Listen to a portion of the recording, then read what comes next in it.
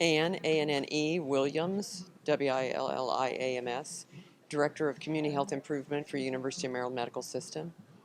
Well, we're really excited because we had 82 slots for each day. We're here for 3 days. All of those slots are completely filled, and we have a wait list of actually 32 people already.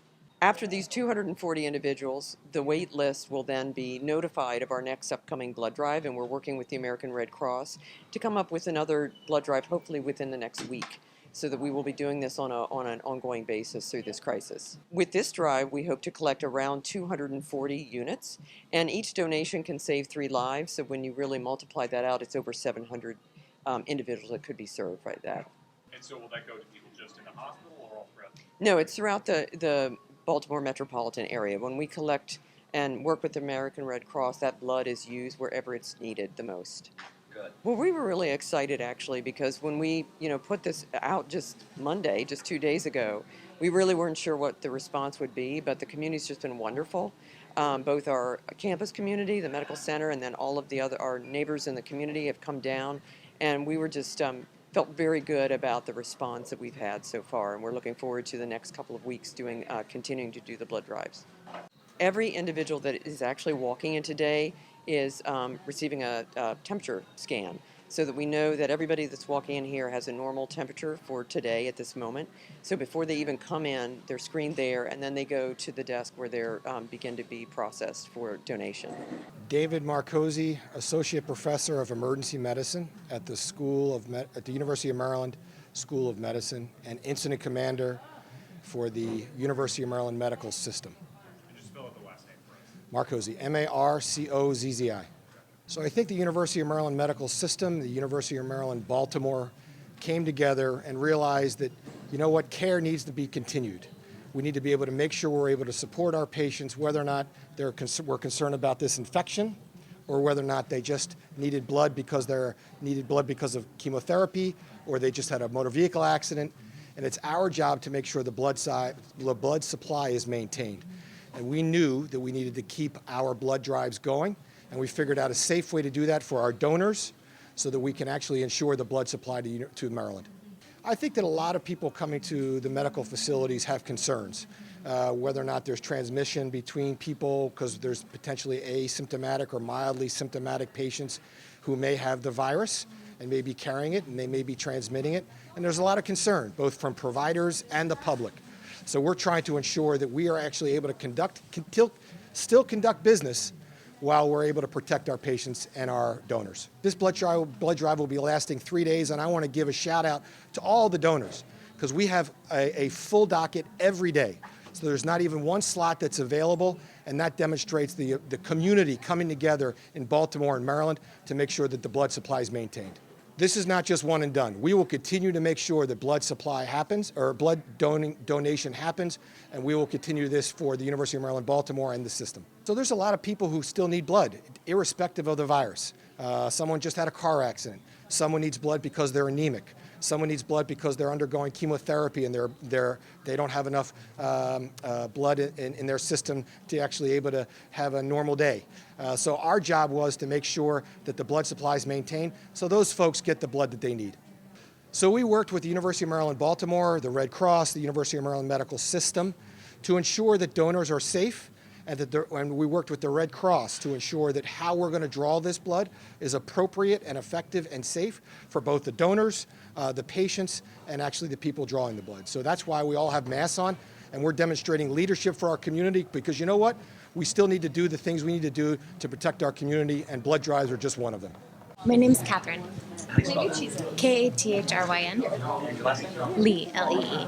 And are you a student? I'm not. So I was a Hopkins student.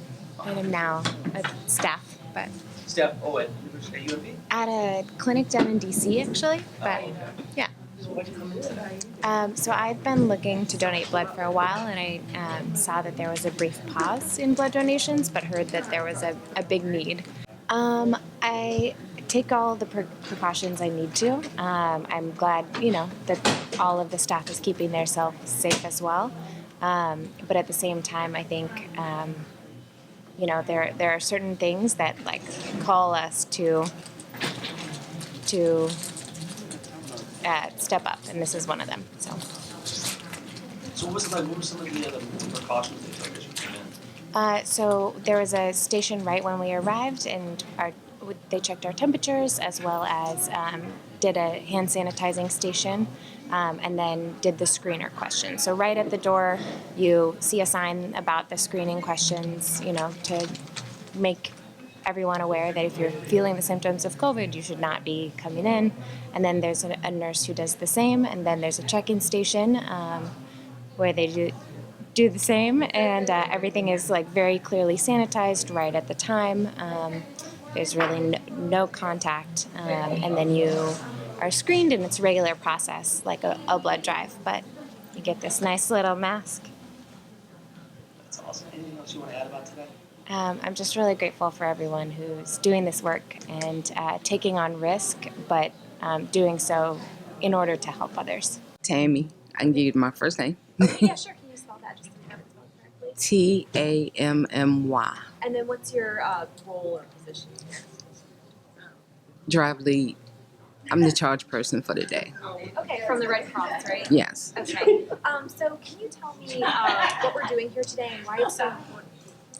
Well, today we're collecting blood, and it's important because you have people, you never know who you know may need blood, because people need blood every day, and that depletes the supply we have. So we need to maintain a certain amount for those people that really, really need it.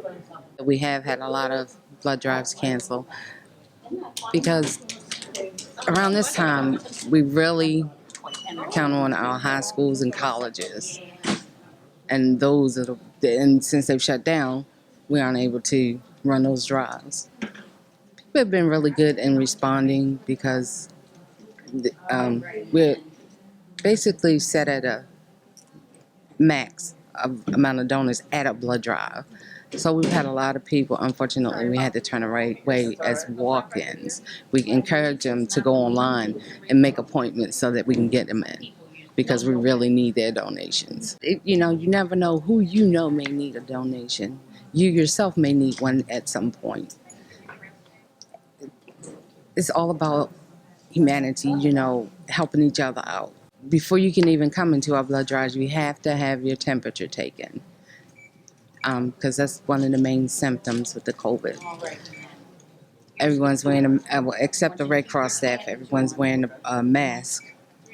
But we encourage you, if you think you're sick at all, don't come out. And we're wiping down after each donor to make sure we kill germs. It's Diana McFarlane, and it's Diana, and their last name is Macfarlane. Okay, and do you work for the hospital? Yes, I work in the laboratory as the laboratory liaison. Okay. I donated blood. I gave a unit of whole blood. There are so many people that need blood. Someone that comes into, say, the TRU can use 100 products in one event. And if we aren't all donating, they don't have them then to be able to use them to save someone else's life. So each unit itself will save 3 people's lives. It feels really good. Yeah, I feel like I'm helping my hospital. I'm helping the other hospitals in Maryland, because I'm pretty sure all this blood will stay pretty close. No, I wasn't nervous at all about donating. They usually take pretty good precautions to start with, so I figured they would just not let us use pens and things that everybody else is using. And we had the touch screen to sign in, and they cleaned that between each of us. So really, it's, they usually pretty good universal precautions when they're donating, normally, which is the way it should be. And then there was just a few extra seating things, like the 6 feet away from each other. But other than that, no, so I wasn't nervous at all. I love that we have it here at the University of Maryland Hospital. Because it's very convenient. I could do it, like I said, every 3 months when they come and they do it. So I love having it here. So.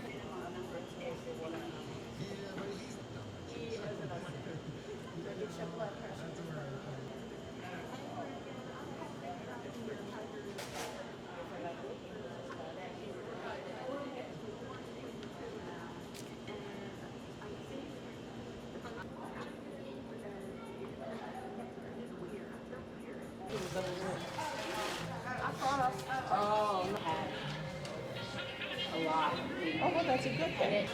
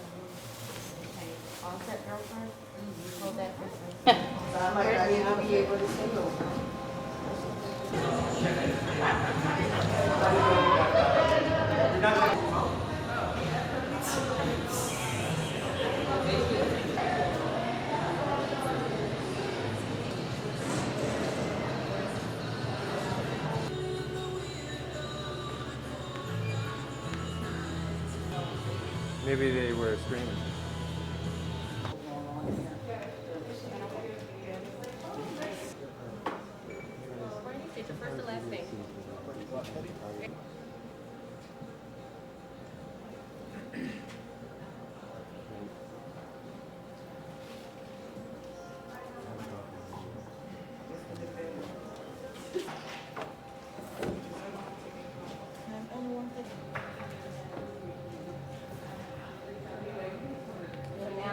Handle it. I just read the yellow.